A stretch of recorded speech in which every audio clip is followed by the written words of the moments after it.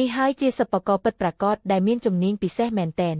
នរណាអាចនឹកស្មានថាចង្កានឥន្ធនៈឈើមួយដែលអាចប្រើបានពីវិធីនេះត្រូវបានផលិតឡើងពីប្រអប់កាតុងចាស់មួយវាមិនត្រឹមតែមានវិធីធ្វើសាមញ្ញប៉ុណ្ណោះទេប៉ុន្តែអាចឆាបឆេះបានខ្លាំងផងដែរហើយចំណាយថ្លៃមិនដល់5 យួនទៀតផងជឿជាក់ថាអ្នកណាមានសមត្ថភាពធ្វើដៃល្អមើលរួចក៏អាចធ្វើតាមបានដែរ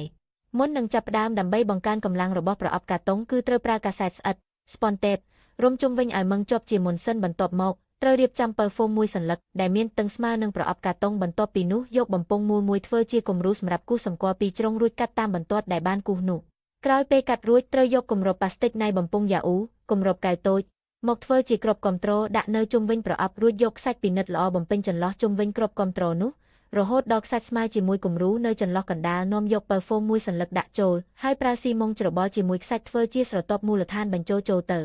ពេលជួសជុលស៊ីម៉ុងបានស្អាតហើយត្រូវរៀបចំខ្សែដែកបន្តិចដាក់ជាច្រកសម្រាប់ធូលីធ្លាក់ដាក់បញ្ចូលទៅក្នុងពើហ្វូមចុះមកដល់ចំណុចសំខាន់ហើយ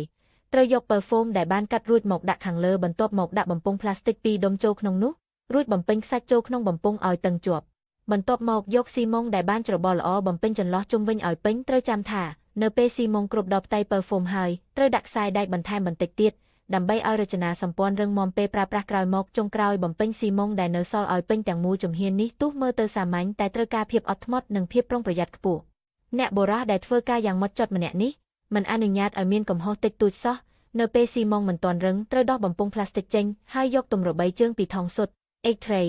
ដាក់ជាគំរូលើផ្ទៃបន្ទាប់ពីស៊ីម៉ុងរឹងពេញលេញអាចដោះគំរូចេញបាន